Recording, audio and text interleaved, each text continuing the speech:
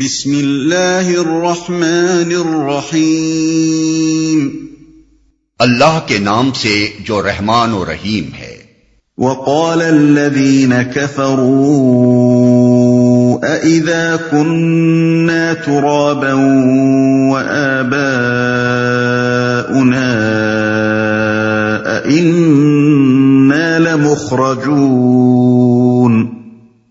لقد وعدنا هذا نحن وآباؤنا من قبل إن هذا إلا أساطير الأولين۔ یہ منکرین کہتے ہیں کیا جب ہم اور ہمارے باپ دادا مٹی ہو چکے ہوں گے تو ہمیں واقعی قبروں سے نکالا جائے گا؟ یہ خبریں ہم کو بھی بہت دی گئی ہیں اور پہلے ہمارے آباء و اجداد کو بھی دی جاتی رہی ہیں، مگر یہ بس افسانے ہی افسانے ہیں جو اگلے وقتوں سے سنتے چلے آ رہے ہیں۔ قل سیروا فی الارض فانظروا کیف کان عاقبۃ المجرمین۔ کہو ذرا زمین میں چل پھر کر دیکھو کہ مجرموں کا کیا انجام ہو چکا ہے۔ اس مختصر سے فقرے میں آخرت کی دو زبردست دلیلیں بھی ہیں اور نصیحت بھی۔ پہلی دلیل یہ ہے کہ دنیا کی جن قوموں نے بھی آخرت کو نظر انداز کیا ہے وہ مجرم بنے بغیر نہیں رہ سکی ہیں، وہ غیر ذمہ دار بن کر رہیں، انہوں نے ظلم و ستم ڈھائے، وہ فسق و فجور میں غرق ہو گئیں اور اخلاق کی تباہی نے آخر کار ان کو برباد کر کے چھوڑا۔ یہ تاریخ انسانی کا مسلسل تجربہ جس پر زمین میں ہر طرف تباہ شدہ قوموں کے آثار شہادت دے رہے ہیں، صاف ظاہر کرتا ہے کہ آخرت کے ماننے اور نہ ماننے کا نہایت گہرا تعلق انسانی رویے کی صحت اور عدم صحت سے ہے۔ اس کو مانا جائے تو رویہ درست رہتا ہے، نہ مانا جائے تو رویہ غلط ہو جاتا ہے۔ یہ اس امر کی صریح دلیل ہے کہ اس کا ماننا حقیقت کے مطابق ہے، اسی لیے اس کے ماننے سے انسانی زندگی ٹھیک ڈگر پر چلتی ہے، اور اس کا نہ ماننا حقیقت کے خلاف ہے، اسی وجہ سے یہ گاڑی پٹری سے اتر جاتی ہے۔ دوسری دلیل یہ ہے کہ تاریخ کے اس طویل تجربے میں مجرم بن جانے والی قوموں کا مسلسل تباہ ہونا اس حقیقت پر صاف دلالت کر رہا ہے کہ یہ کائنات بے شعور طاقتوں کی اندھی بہری فرمانروائی نہیں ہے، بلکہ یہ ایک حکیمانہ نظام ہے جس کے اندر ایک اٹل قانون مکافات کام کر رہا ہے، جس کی حکومت انسانی قوموں کے ساتھ سراسر اخلاقی بنیادوں پر معاملہ کر رہی ہے، جس میں کسی قوم کو بد کرداریوں کی کھلی چھوٹ نہیں دی جاتی کہ ایک دفعہ عروج پا جانے کے بعد وہ ابد الآباد تک داد عیش دیتی رہے اور ظلم و ستم کے ڈنکے بجائے چلی جائے، بلکہ ایک خاص حد کو پہنچ کر ایک زبردست ہاتھ آگے بڑھتا ہے اور اس کو بام عروج سے گرا کر قعر مذلت پہ پھینک دیتا ہے۔ اس حقیقت کو جو شخص سمجھ لے وہ کبھی اس امر میں شک نہیں کر سکتا کہ یہی قانون مکافات اس دنیاوی زندگی کے بعد ایک دوسرے عالم کا تقاضا کرتا ہے، جہاں افراد کا اور قوموں کا اور بحیثیت مجموعی پوری نوع انسانی کا انصاف چکایا جائے، کیونکہ محض ایک ظالم قوم کے تباہ ہو جانے سے تو انصاف کے سارے تقاضے پورے نہیں ہو گئے، اس سے ان مظلوموں کی تو کوئی داد رسی نہیں ہوئی جن کی لاشوں پر انہوں نے اپنی عظمت کا قصر بنایا تھا، اس سے ان ظالموں کو تو کوئی سزا نہیں ملی جو تباہی کے آنے سے پہلے مزے اڑا کر جا چکے تھے، اس سے ان بدکاروں پر بھی کوئی مواخذہ نہیں ہوا جو پشت در پشت اپنے بعد آنے والی نسلوں کے لیے گمراہیوں اور بد اخلاقیوں کی میراث چھوڑتے چلے گئے تھے۔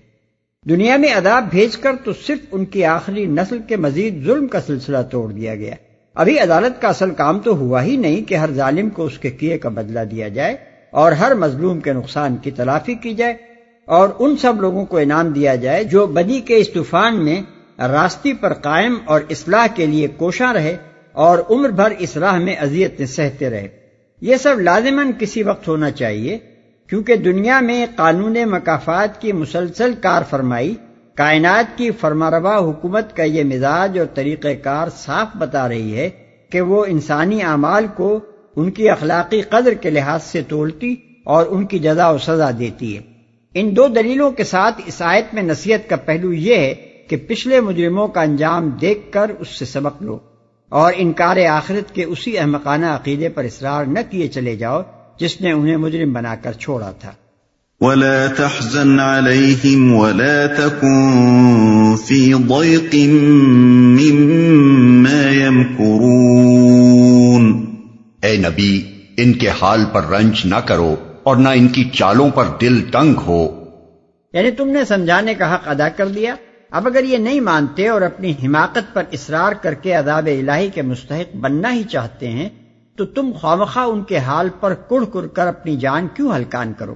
پھر یہ حقیقت و صداقت سے لڑنے اور تمہاری اصلاحی کوششوں کو نیچا دکھانے کے لیے جو گھٹیا درجے کی چالیں چل رہے ہیں ان پر کبیدہ خاطر ہونے کی تمہیں کیا ضرورت ہے؟ تمہاری پشت پر خدا کی طاقت ہے، یہ تمہاری بات نہ مانیں گے تو اپنا ہی کچھ بگاڑیں گے، تمہارا کچھ نہیں بگاڑ سکتے۔ وَيَقُولُونَ مَتَى هَذَا الْوَعْدُ إِن كُنتُمْ صَادِقِينَ، وہ کہتے ہیں کہ یہ دھمکی کب پوری ہوگی اگر تم سچے ہو۔ اس سے مراد وہی دھمکی ہے جو اوپر کی آیت میں پوشیدہ ہے۔ ان کا مطلب یہ تھا کہ اس فقرے میں ہماری خبر لینے کی جو درپردہ دھمکی دی جا رہی ہے یہ آخر کب عمل میں لائی جائے گی؟ ہم تو تمہاری بات رد بھی کر چکے ہیں اور تمہیں نیچا دکھانے کے لیے اپنی تدبیروں میں بھی ہم نے کوئی کسر نہیں اٹھا رکھی ہے، اب کیوں ہماری خبر نہیں لی جاتی؟ قُلْ عَسَىٰ أَن يَكُونَ رَدِفَ لَكُم بَعْضُ الَّذِي تَسْتَعْجِلُونَ، کہو کیا عجب کہ جس عذاب کے لیے تم جلدی مچا رہے ہو اس کا ایک حصہ تمہارے قریب ہی آ لگا ہو۔ یہ شاہانہ کلام کا انداز ہے۔ قادر مطلق کے کلام میں جب شاید اور کیا عجب اور کیا بعید ہے جیسے الفاظ آئیں تو ان میں شک کا کوئی مفہوم نہیں ہوتا، بلکہ ان سے شان بے نیازی کا اظہار ہوتا ہے کہ اس کی قدرت ایسی غالب ہے کہ اس کا کسی چیز کو چاہنا اور اس چیز کا ہو جانا گویا ایک ہی بات ہے۔ اس کے بارے میں تصور بھی نہیں کیا جا سکتا کہ وہ کوئی کام کرنا چاہے اور وہ نہ ہو سکے، اس لیے اس کا یہ فرمانا کہ کیا عجب ایسا ہو یہ معنی رکھتا ہے کہ ایسا ہو کر رہے گا اگر تم سیدھے نہ ہوئے۔ یہ ایک معمولی تھانہ دار بھی اگر بستی کے کسی شخص سے کہہ دے کہ تمہاری شامت پکار رہی ہے تو اسے رات کو نیند نہیں آتی، کجا کے قادر مطلق کسی سے کہہ دے کہ تمہارا برا وقت کچھ دور نہیں ہے اور پھر وہ بے خوف رہے۔ وَإِنَّ رَبَّكَ لَذُو فَضْلٍ عَلَى النَّاسِ وَلَكِنَّ أَكْثَرَهُمْ لَا يَشْكُرُونَ، حقیقت یہ ہے کہ تیرا رب تو لوگوں پر بڑا فضل فرمانے والا ہے مگر اکثر لوگ شکر نہیں کرتے۔ یعنی یہ تو اللہ رب العالمین کی عنایت ہے کہ وہ لوگوں کو قصور سرزد ہوتے ہی نہیں پکڑ لیتا بلکہ سنبھلنے کی مہلت دیتا ہے، مگر اکثر لوگ اس پر شکر گزار ہو کر اس مہلت کو اپنی اصلاح کے لیے استعمال نہیں کرتے، بلکہ مواخذے میں دیر ہونے کا مطلب یہ لیتے ہیں کہ یہاں کوئی گرفت کرنے والا نہیں ہے، اس لیے جو جی میں آئے کرتے رہو اور کسی سمجھانے والے کی بات مان کر نہ دو۔ وَإِنَّ رَبَّكَ لَيَعْلَمُ مَا تُكِنُّ صُدُورُهُمْ وَمَا يُعْلِنُونَ وَمَا مِنْ غَائِبَةٍ فِي السَّمَاءِ وَالْأَرْضِ إِلَّا فِي كِتَابٍ مُبِينٍ، بلا شبہ تیرا رب خوب جانتا ہے جو کچھ ان کے سینے اپنے اندر چھپائے ہوئے ہیں اور جو کچھ وہ ظاہر کرتے ہیں۔ آسمان و زمین کی کوئی پوشیدہ چیز ایسی نہیں ہے جو ایک واضح کتاب میں لکھی ہوئی موجود نہ ہو۔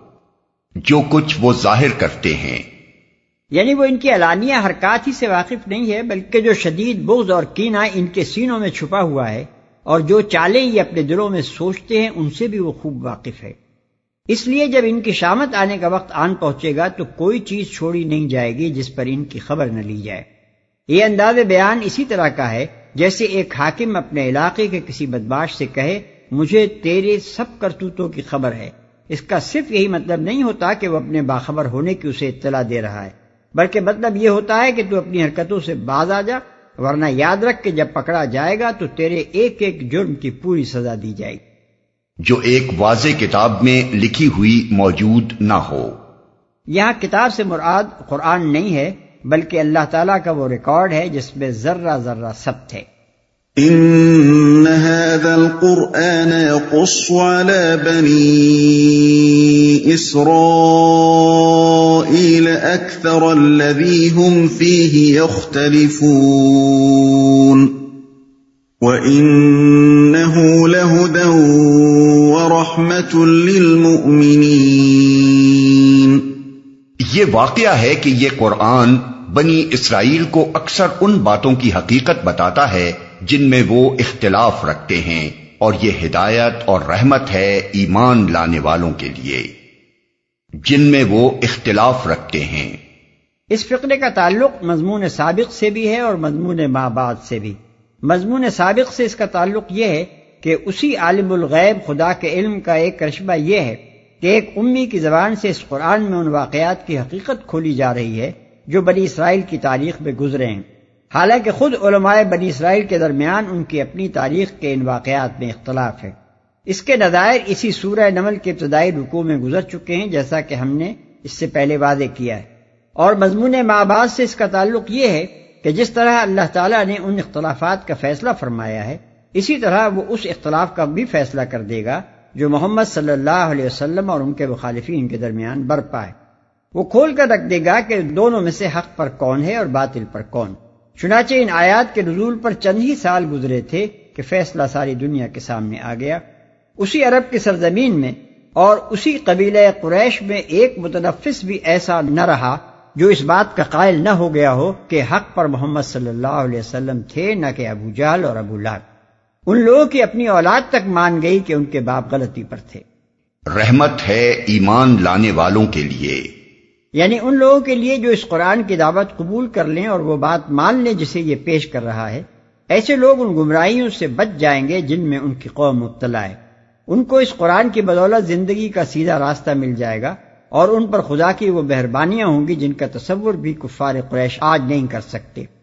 اس رحمت کی بارش کو بھی چند ہی سال بعد دنیا نے دیکھ لیا کہ وہی لوگ جو ریگزار عرب کے گوشے گمنامی میں پڑے ہوئے تھے اور کفر کی حالت میں زیادہ سے زیادہ ایک کامیاب چھاپہ مار بن سکتے تھے، اس قرآن پر ایمان لانے کے بعد یکایک وہ دنیا کے پیشوا، قوموں کے امام، تہذیب انسانی کے استاد اور روئے زمین کے ایک بڑے حصے پر فرمانروا ہو گئے۔ ان ربك يقضي بينهم بحكمه وهو العزيز العليم۔ یقیناً اسی طرح تیرا رب ان لوگوں کے درمیان بھی اپنے حکم سے فیصلہ کر دے گا، اور وہ زبردست اور سب کچھ جاننے والا ہے۔ تیرا رب ان لوگوں کے درمیان بھی، یعنی قریش کے کفار اور اہل ایمان کے درمیان، سب کچھ جاننے والا ہے۔ یعنی نہ اس کے فیصلے کو نافذ ہونے سے کوئی طاقت روک سکتی ہے اور نہ اس کے فیصلے میں غلطی کا کوئی احتمال ہے۔ فتوکل علی اللہ انک علی الحق المبین۔ بس اے نبی اللہ پر بھروسہ رکھو، یقیناً تم صریح حق پر ہو۔ انک لا تسمع الموتى ولا تسمع الصم الدعاء اذا ولوا مدبرین وما انت بهاد العمي عن ضلالتهم ان تسمع الا من يؤمن بآياتنا فهم مسلمون۔ تم مردوں کو نہیں سنا سکتے، نہ ان بہروں تک اپنی پکار پہنچا سکتے ہو جو پیٹ پھیر کر بھاگے جا رہے ہوں، اور نہ اندھوں کو راستہ بتا کر بھٹکنے سے بچا سکتے ہو۔ تم تو اپنی بات انہی لوگوں کو سنا سکتے ہو جو ہماری آیات پر ایمان لاتے ہیں اور پھر فرما بردار بن جاتے ہیں۔ تم مردوں کو نہیں سنا سکتے، یعنی ایسے لوگوں کو جن کے ضمیر مر چکے ہیں اور جن میں ضد اور ہٹ دھرمی اور رسم پرستی نے حق و باطل کا فرق سمجھنے کی کوئی صلاحیت باقی نہیں چھوڑی ہے۔ جو پیٹ پھیر کر بھاگے جا رہے ہوں، یعنی جو تمہاری بات کے لیے صرف اپنے کان بند کر لینے پر ہی اکتفا نہیں کرتے، بلکہ اس جگہ سے کترا کر نکل جاتے ہیں جہاں انہیں اندیشہ ہوتا ہے کہ کہیں تمہاری بات ان کے کان میں نہ پڑ جائے۔ نہ اندھوں کو راستہ بتا کر بھٹکنے سے بچا سکتے ہو، یعنی ان کا ہاتھ پکڑ کر زبردستی انہیں سیدھے راستے پر کھینچ لانا اور گھسیٹ کر لے چلنا تو تمہارا کام نہیں ہے۔ تم تو صرف زبان اور اپنی مثال ہی سے بتا سکتے ہو کہ یہ سیدھا راستہ ہے اور وہ غلط راستہ ہے جس پر یہ لوگ چل رہے ہیں، مگر جس نے اپنی آنکھیں بند کر لی ہو اور جو دیکھنا ہی نہ چاہتا ہو اس کی رہنمائی تم کیسے کر سکتے ہو؟ وَإِذَا وَقَعَ الْقَوْلُ عَلَيْهِمْ أَخْرَجْنَا لَهُمْ دَابَّةً مِّنَ الْأَرْضِ تُكَلِّمُهُمْ أَنَّ النَّاسَ كَانُوا بِآيَاتِنَا لَا يُوقِنُونَ۔ اور جب ہماری بات پوری ہونے کا وقت ان پر آ پہنچے گا تو ہم ان کے لیے ایک جانور زمین سے نکالیں گے جو ان سے کلام کرے گا کہ لوگ ہماری آیات پر یقین نہیں کرتے تھے۔ وقت ان پر آ پہنچے گا، یعنی قیامت قریب آ جائے گی جس کا وعدہ ان سے کیا جا رہا ہے۔ ہماری آیات پر یقین نہیں کرتے تھے۔ ابن عمر رضی اللہ عنہ کا قول ہے کہ یہ اس وقت ہوگا جب زمین میں کوئی نیکی کا حکم کرنے والا اور بدی سے روکنے والا باقی نہ رہے گا۔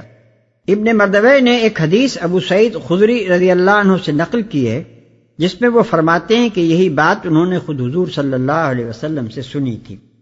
اس سے معلوم ہوا کہ جب انسان امر بالمعروف اور نہی عن المنکر چھوڑ دیں گے تو قیامت قائم ہونے سے پہلے اللہ تعالیٰ ایک جانور کے ذریعے سے آخری مرتبہ حجت قائم فرمائے گا۔ یہ بات واضح نہیں ہے کہ یہ ایک ہی جانور ہوگا یا ایک خاص قسم کی جنس حیوان ہوگی جس کے بہت سے افراد روئے زمین پر پھیل جائیں گے۔ دابۃ من الارض کے الفاظ میں دونوں معنی کا احتمال ہے۔ بہرحال جو بات وہ کہے گا وہ یہ ہوگی کہ لوگ اللہ تعالیٰ کی ان آیات پر یقین نہیں کرتے تھے جن میں قیامت کے آنے اور آخرت برپا ہونے کی خبریں دی گئی تھیں، تو لو اب اس کا وقت آن پہنچا ہے اور جان لو کہ اللہ کی آیات سچی تھیں۔ یہ فقرہ کہ لوگ ہماری آیات پر یقین نہیں کرتے تھے یا تو اس جانور کے اپنے کلام کی نقل ہے یا اللہ تعالیٰ کی طرف سے اس کے کلام کی حکایت۔ اگر یہ اسی کے الفاظ کی نقل ہے تو ہماری کا لفظ وہ اسی طرح استعمال کرے گا جس طرح ایک حکومت کا کارندہ ہم کا لفظ اس معنی میں بولتا ہے کہ وہ اپنی حکومت کی طرف سے بات کر رہا ہے نہ کہ اپنی شخصی حیثیت میں۔ دوسری صورت میں یہ بات صاف ہے کہ اللہ تعالیٰ اس کے کلام کو چونکہ اپنے الفاظ میں بیان فرما رہا ہے اس لیے اس نے ہماری آیات کا لفظ استعمال فرمایا ہے۔ اس جانور کے نکلنے کا وقت کون سا ہوگا؟ اس کے متعلق نبی صلی اللہ علیہ وسلم کا ارشاد یہ ہے کہ آفتاب مغرب سے طلوع ہوگا اور ایک روز دن دہاڑے یہ جانور نکل آئے گا۔ ان میں سے جو نشانی بھی پہلے ہو وہ بہرحال دوسری کے قریب ہی ظاہر ہوگی۔ مسلم۔ دوسری روایات جو مسلم، ابن ماجہ، ترمذی اور مسند احمد وغیرہ میں آئی ہیں ان میں حضور صلی اللہ علیہ وسلم نے بتایا ہے کہ قیامت کے قریب زمانے میں دجال کا خروج، دابۃ الارض کا ظہور، دخان یعنی دھواں اور آفتاب کا مغرب سے طلوع وہ نشانیاں ہیں جو یکے بعد دیگر ظاہر ہوں گی۔ اس جانور کی ماہیت، شکل و صورت، نکلنے کی جگہ اور ایسی ہی دوسری تفصیلات کے متعلق طرح طرح کی روایات نقل کی گئی ہیں جو باہم بہت مختلف اور متضاد ہیں۔ ان چیزوں کے ذکر سے بجز ذہن کی پراگندگی کے اور کچھ حاصل نہیں ہوتا اور ان کے جاننے کا کوئی فائدہ بھی نہیں، کیونکہ جس مقصد کے لیے قرآن میں یہ ذکر کیا گیا ہے اس سے ان تفصیلات کا کوئی تعلق نہیں ہے۔ رہا کسی جانور کا انسانوں سے انسانی زبان میں کلام کرنا تو یہ اللہ کی قدرت کا ایک کرشمہ ہے۔ وہ جس چیز کو چاہے نطق کی طاقت بخش سکتا ہے۔ قیامت سے پہلے تو وہ ایک جانور ہی کو نطق بخشے گا، مگر جب وہ قیامت قائم ہو جائے گی تو اللہ کی عدالت میں انسان کی آنکھ اور کان اور اس کے جسم کی کھال تک بول اٹھے گی، جیسا کہ قرآن میں بتصریح بیان ہوا ہے۔ ارشاد ہوتا ہے حتی اذا ما جاؤوها شہد علیہم سمعهم وابصارهم وجلودهم بما كانوا يعملون وقالوا لجلودهم لما شهدتم علينا قالوا انطقنا الله الذي انطق كل شيء۔ سورہ حمیم السجدہ آیات 20 اور 21۔ وَيَوْمَ نَحْشُرُ مِن كُلِّ أُمَّةٍ فَوْجًا مِّمَّن يُكَذِّبُ بِآيَاتِنَا فَهُمْ يُوزَعُونَ۔ اور ذرا تصور کرو اس دن کا جب ہم ہر امت میں سے ایک فوج کی فوج ان لوگوں کی گھیر لائیں گے جو ہماری آیات کو جھٹلایا کرتے تھے، پھر ان کو ان کی اقسام کے لحاظ سے درجہ بدرجہ مرتب کیا جائے گا۔ حتی اذا جاءوا قال اکذبتم بآیاتی ولم تحیطوا بها علما ام ماذا کنتم تعملون۔ یہاں تک کہ جب سب آ جائیں گے تو ان کا رب ان سے پوچھے گا کہ تم نے میری آیات کو جھٹلا دیا حالانکہ تم نے ان کا علمی احاطہ نہ کیا تھا. اگر یہ نہیں تو اور تم کیا کر رہے تھے؟ تم نے ان کا علمی احاطہ نہ کیا تھا. یعنی تمہارے جھٹلانے کی وجہ یہ ہرگز نہیں تھی کہ کسی علمی ذریعے سے تحقیق کر کے تمہیں معلوم ہو گیا تھا کہ یہ آیات جھوٹی ہیں. تم نے تحقیق اور غور و فکر کے بغیر بس یوں ہی ہماری آیات کو جھٹلا دیا. اور تم کیا کر رہے تھے؟ یعنی اگر ایسا نہیں ہے تو کیا تم یہ ثابت کر سکتے ہو کہ تم نے تحقیق کے بعد ان آیات کو جھوٹا ہی پایا تھا اور تمہیں واقعی یہ علم حاصل ہو گیا تھا کہ حقیقت نفس الامری وہ نہیں ہے جو ان آیات میں بیان کی گئی ہے؟ وَوَقَعَ الْقَوْلُ عَلَيْهِمْ بِمَا ظَلَمُوا فَهُمْ لَا يَنطِقُونَ. اور ان کے ظلم کی وجہ سے عذاب کا وعدہ ان پر پورا ہو جائے گا، تب وہ کچھ بھی نہ بول سکیں گے. أَلَمْ يَرَوْا أَنَّا جَعَلْنَا اللَّيْلَ لِيَسْكُنُوا فِيهِ وَالنَّهَارَ مُبْصِرًا إِنَّ فِي ذَلِكَ لَآيَاتٍ لِقَوْمٍ يُؤْمِنُونَ. کیا ان کو سجھائی نہ دیتا تھا کہ ہم نے رات ان کے لیے سکون حاصل کرنے کو بنائی تھی اور دن کو روشن کیا تھا؟ اسی میں بہت نشانیاں تھیں ان لوگوں کے لیے جو ایمان لاتے تھے. دن کو روشن کیا تھا. یعنی بے شمار نشانیوں میں سے یہ دو نشانیاں تو ایسی تھیں جن کا وہ سب ہر وقت مشاہدہ کر رہے تھے، جن کے فوائد سے ہر آن متمتع ہو رہے تھے، جو کسی اندھے، بہرے اور گونگے تک سے چھپی ہوئی نہ تھیں، کیونکہ نہ رات کے آرام اور دن کے مواقع سے فائدہ اٹھاتے وقت انہوں نے کبھی سوچا کہ یہ ایک حکیم کا بنایا ہوا نظام ہے جس نے ٹھیک ٹھیک ان کی ضروریات کے مطابق زمین اور سورج کا تعلق قائم کیا ہے. یہ کوئی اتفاقی حادثہ نہیں ہو سکتا، کیونکہ اس میں مقصدیت، حکمت اور منصوبہ بندی علانیہ نظر آ رہی ہے جو اندھے قواعد فطرت کی صفت نہیں ہو سکتی. اور یہ بہت سے خداؤں کی کار فرمائی بھی نہیں ہے، کیونکہ یہ نظام لامحالہ کسی ایک ہی ایسے خالق و مالک اور مدبر کا قائم کیا ہوا ہو سکتا ہے جو زمین، چاند، سورج اور تمام دوسرے سیاروں پر فرما روائی کر رہا ہو. صرف اسی ایک چیز کو دیکھ کر وہ جان سکتے تھے کہ ہم نے اپنے رسول اور اپنی کتاب کے ذریعے سے جو حقیقت بتائی ہے یہ رات اور دن کی گردش اس کی تصدیق کر رہی ہے. جو ایمان لاتے تھے. یعنی یہ کوئی نہ سمجھ میں آ سکنے والی بات بھی نہیں تھی. آخر انہی کے بھائی بند، انہی کے قبیلے اور برادری کے لوگ، انہی جیسے انسان ایسے موجود تھے جو یہی نشانیاں دیکھ کر مان گئے تھے کہ نبی جس خدا پرستی اور توحید کی طرف بلا رہا ہے وہ بالکل مطابق حقیقت ہے. وَيَوْمَ يُنفَخُ فِي الصُّورِ فَفَزِعَ مَن فِي السَّمَاوَاتِ وَمَن فِي الْأَرْضِ إِلَّا مَن شَاءَ اللَّهُ وَكُلٌّ أَتَوْهُ دَاخِرِينَ.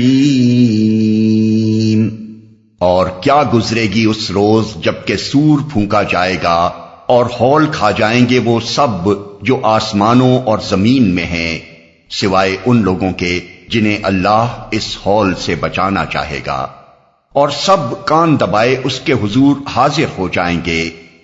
وَتَرَى الْجِبَالَ تَحْسَبُهَا جَامِدَةً وَهِيَ تَمُرُّ مَرَّ السَّحَابِ صُنْعَ اللَّهِ الَّذِي أَتْقَنَ كُلَّ شَيْءٍ إِنَّهُ خَبِيرٌ بِمَا تَفْعَلُونَ. آج تو پہاڑوں کو دیکھتا ہے اور سمجھتا ہے کہ خوب جمے ہوئے ہیں، مگر اس وقت یہ بادلوں کی طرح اڑ رہے ہوں گے. یہ اللہ کی قدرت کا کرشمہ ہوگا جس نے ہر چیز کو حکمت کے ساتھ استوار کیا ہے. وہ خوب جانتا ہے کہ تم لوگ کیا کرتے ہو. یعنی ایسے خدا سے تم یہ توقع نہ رکھو کہ اپنی دنیا میں تم کو عقل و تمیز اور تصرف کے اختیارات دے کر وہ تمہارے اعمال و افعال سے بے خبر رہے گا، اور یہ نہ دیکھے گا کہ اس کی زمین میں تم ان اختیارات کو کیسے استعمال کرتے رہے ہو. من جاء بالحسنة فله خير منها وهم من فزع يومئذ آمنون. جو شخص بھلائی لے کر آئے گا اسے اس سے زیادہ بہتر صلہ ملے گا، اور ایسے لوگ اس دن کے ہول سے محفوظ ہوں گے، اس سے زیادہ بہتر صلہ ملے گا۔ یعنی وہ اس لحاظ سے بھی بہتر ہوگا کہ جتنی نیکی اس نے کی ہوگی اس سے زیادہ انعام اسے دیا جائے گا، اور اس لحاظ سے بھی کہ اس کی نیکی تو وقتی تھی اور اس کے اثرات بھی دنیا میں ایک محدود زمانے کے لیے تھے، مگر اس کا اجر دائمی اور ابدی ہوگا۔ اس دن کے ہول سے محفوظ ہوں گے، یعنی قیامت اور حشر و نشر کی وہ ہولناکیاں جو منکرین حق کے حواس باختہ کیے دے رہی ہوں گی، ان کے درمیان یہ لوگ مطمئن ہوں گے، اس لیے کہ یہ سب کچھ ان کی توقعات کے مطابق ہوگا۔ وہ پہلے سے اللہ اور اس کے رسولوں کی دی ہوئی خبروں کے مطابق اچھی طرح جانتے تھے کہ قیامت قائم ہونی ہے، ایک دوسری زندگی پیش آنی ہے، اور اس میں یہی سب کچھ ہونا ہے۔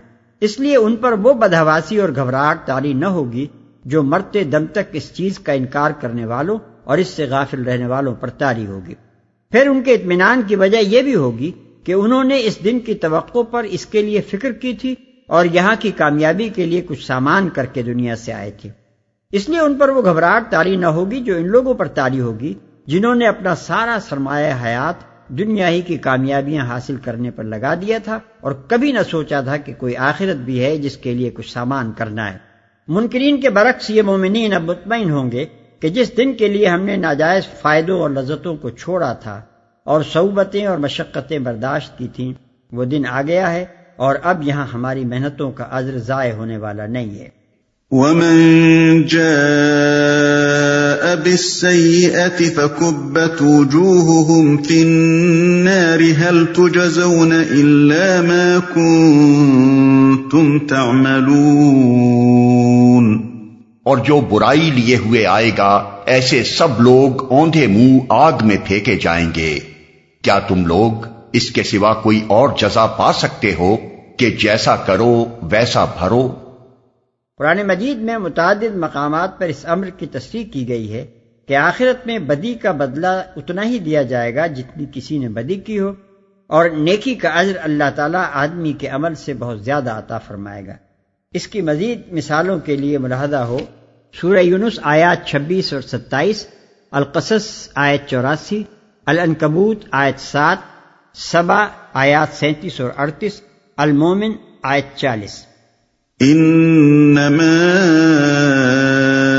امرت ان اعبد رب هذه البلدة الذي حرمها وله كل شيء وامرت ان اكون من المسلمين وأن أتلو القرآن فمن اهتدى فإنما يهتدي لنفسه ومن ضل فقل إنما